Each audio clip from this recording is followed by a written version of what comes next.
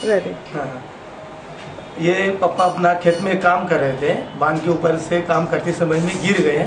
गिरने की वजह से उनके सर पे चोट आ गई। चोट की वजह से वो बेहोश हो गए। बेहोश होने के बाद हम लोग सपाना स्टेशन पे ले गए। तो पंचायत श्री हॉस्पिटल में उनको लेके जाके हम लोग एडमिट किया। एडमिट करने के बाद उधर से डॉक्टर बोले कि इधर उसका इलाज नहीं होगा करके बिहार में संजीवनी हॉस्पिटल में लेके जाओ करके बोले। उसके बाद में उधर एक 1.5 घंटा हम लोग एडमिट किए। उसके बाद सिटी स्कैन वगैरह निकाल के उनको डॉक्टर बोले कि इधर उनका इलाज नहीं होगा। तो फिर डॉक्टर उधर बोले एक तो उनका कंडीशन ऐसा है कि 90% वो गए है, खाली 10% बचे हैं, तो आप घर पे लेके जाएंगे तो सही रहेगा।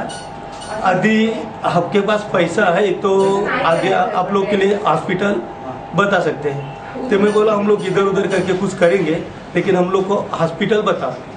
तो हम लोग को इधर उमराव हॉस्पिटल करके नाम बताया। तो उधर से हम लोग डायरेक्ट मतलब ये हॉस्पिटल में हम लोग आ गए। तो उसके बाद में उनका हालत एकदम बेहोश में था। पर इधर आने के बाद भी लगभग 2 या 3 दिन तो मतलब देख ही नहीं रहे थे। तो एक लगभग 1 महीना तक वो आईसीयू में रहे और 1.5 महीना तक तो खाना नहीं खा पा रहे थे। उसके बाद में नली सांस लेना मतलब ज़्यादा हो रहा था, उसमें से उनको सर्दी हो गया था, सांस लेना मुश्किल हो रहा था। तो इधर से छेद गिरा के सांस ले रहे थे और उसके बाद में धीरे धीरे करके देखने लगे, थोड़ा बोलने लगे और उसके बाद में चलने लगे। जैसा सब करने धीरे धीरे, बाकी आज के कंडीशन में ये अभी ऐसे एकदम ठीक हो गए। जब आईसीयू से हम लोग तो इधर ले आए, रिहाब वार्ड में ले आए, तब सांस नहीं ले पा रहे थे। उसके बाद में थूक नहीं गिर पा रहे थे और खाना नहीं खा रहे थे और उनको चलने को नहीं हो रहा था और बैठने को भी नहीं हो रहा था।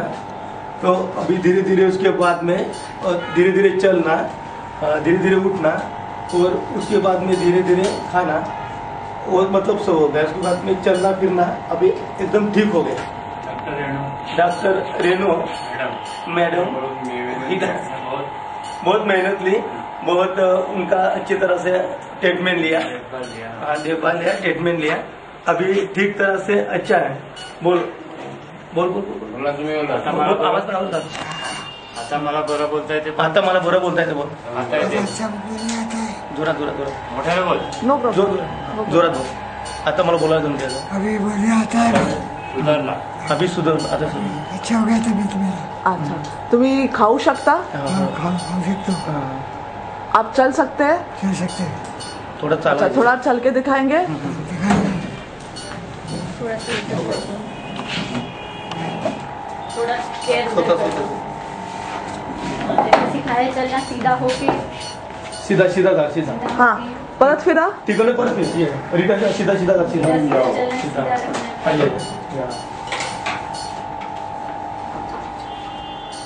नहीं चालते बस बैठ जाएंगे।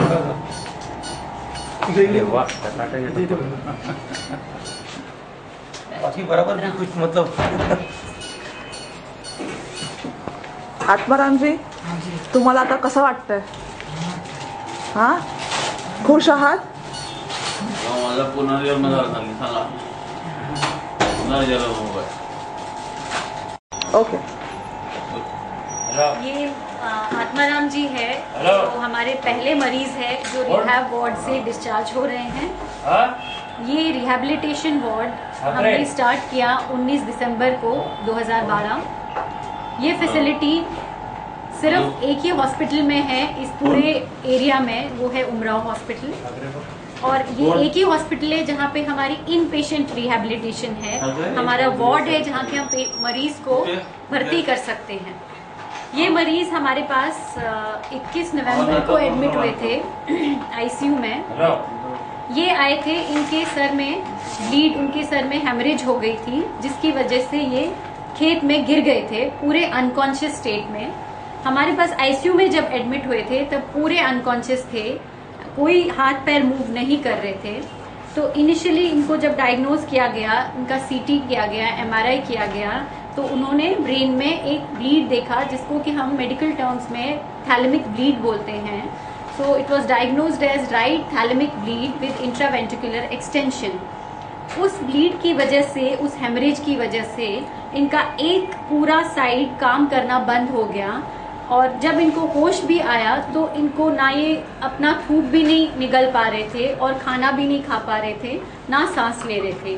तो आईसीयू में इनिशियली इनको मेडिसिन से स्टेबलाइज कर दिया गया, और क्योंकि ये सांस नहीं ले पा रहे थे तो इनका गले में एक छोटा छेद, जिसको कि मेडिकल टर्म्स में हम ट्रेक्योस्टमी बोलते हैं, वो कर लिया गया यहाँ से, जिससे कि इनका एयरवे मेंटेन रहे, और इनको राइल्स ट्यूब जो नाक से नली डालते हैं खाने के लिए, वो डाली गई। तो उस पे ये थे, और तब मैंने इनको नीचे जाके आईसीयू में देखा, और since we had to come with this facility, मैंने आइडेंटिफाई किया, इनसे बात करी कि हम ये रिहैब वार्ड खोलने वाले हैं यहाँ पे। तो इनको समझ में आ गया कि मैं ये बोल रही हूँ कि ये पेशेंट जो कि अगर आईसीयू से चला गया होता तो ऐसे ही एक साइड काम ना करना, ना खाना, ना सांस लेना, ऐसे चला गया होता। लेकिन अभी हमने जब इनको रिहैब वार्ड शिफ्ट किया, हमने धीरे धीरे इनकी जो स्वॉलोइंग मसल्स हैं उनको स्ट्रॉन्ग किया, धीरे धीरे इनको ओरली हमने सिप्स ऑफ वाटर दिए, देन हमने इनको चाय दी, और उसके बाद सेमी सॉलिड फूड से नॉर्मल फूड लेना शुरू कर दिया। अभी 5 दिन पहले हमने इनकी ट्यूब भी निकाल दी, ट्रेक्योस्टमी ट्यूब, जिसकी वजह से अब ये बोल पा रहे थे। पिछले 2 महीने ना ये बोल पा रहे थे, ना ये खा पा रहे थे। और साथ के साथ इनका हमने एक्सरसाइजेस, जो बैलेंस एक्सरसाइजेस, स्ट्रेंथनिंग एक्सरसाइजेस इस साइड के, वो शुरू कर दिए। वो दिन में 2 बार होती थी। और साथ में इनकी जो मेडिसिन इनको चाहिए थी, इनके लंग्स बचाने के लिए, इनके ब्रेन में दोबारा हेमरेज ना हो, वो भी साथ में रखे। तो रिहैबिलिटेशन का मतलब है कि along with medicine, along with अगर कोई मेडिकल प्रॉब्लम्स हैं, उसको साथ में रख के बाकी जो डेफिसिट्स हैं पेशेंट के, जो वो खा नहीं पा रहा था, वो सांस नहीं ले पा रहा था, वो चल नहीं पा रहा था, वो सब ठीक करना, जिससे सिंस इज अ फार्मर, खेती करता है, तो ये जो कि ऐसे ही जाके घर पे पड़ा रहता, अभी ये जाके घर वापस जाके वही काम दोबारा से करता है। So we have made him functionally active again. He will be now a productive member of the society. और आज को ये इनका ट्रेक्योस्टमी निकल गई है। He is totally independent, he is not dependent on anybody. ठीक है आत्माराम जी, ये मैंने ठीक बोला ना? अब आप जाके खेती करेंगे वापस से, खेती तो करना पड़ेगा। मैम कौन से डिजीजेस को हम रिहैब में क्योर कर सकते हैं? हम जो सर में जैसे इनको ब्लीड हुआ था, जिसको मेडिकल टर्म में स्ट्रोक बोलते हैं, दूसरा एक्सीडेंट से ट्रॉमेटिक ब्रेन इंजरीज, या जिन पेशेंट्स को पैरालिसिस हो जाती है किसी भी वजह से, जिनके हाथ नहीं काम कर रहे हैं, पैर नहीं काम कर रहे हैं, जिनका सिर्फ एक हाथ नहीं काम कर रहा है, या जिसका सिर्फ एक पैर, इन सब पेशेंट्स को हम इधर ले रहे हैं। जिनका स्पाइनल कॉर्ड इंजरी हो जाता है, पीछे पीठ की रीढ़ की हड्डी में चोट लगने से वो लोग का हाथ पैर काम करना बंद हो जाता है, उनको पेशाब की प्रॉब्लम हो जाती है, सब यहाँ पे हम एज अ होल पेशेंट को ट्रीट करके उनको इंडिपेंडेंट करते हैं, उनको फंक्शनली एक्टिव करते हैं, तब उनको घर भेजते हैं।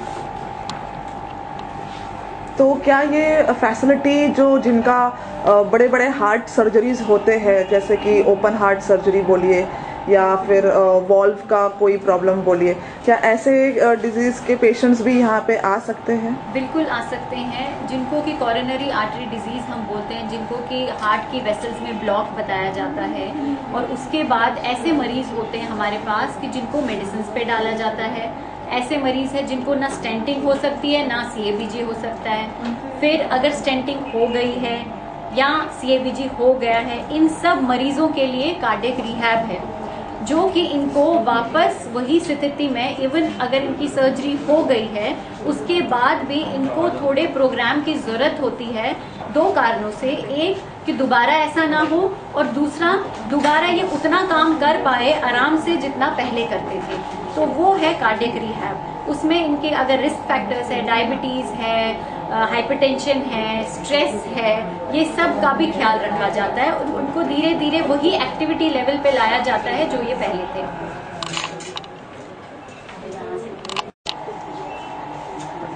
रिहैबिलिटेशन से हम ये देख रहे हैं कि हम सोसाइटल बर्डन कम कर रहे हैं and we are making people functionally active. तो जब वो हमारे हॉस्पिटल से बाहर जाते हैं तो वो एक फंक्शनली एक्टिव और खुश जा रहे हैं, जैसे आत्माराम जी जा रहे हैं।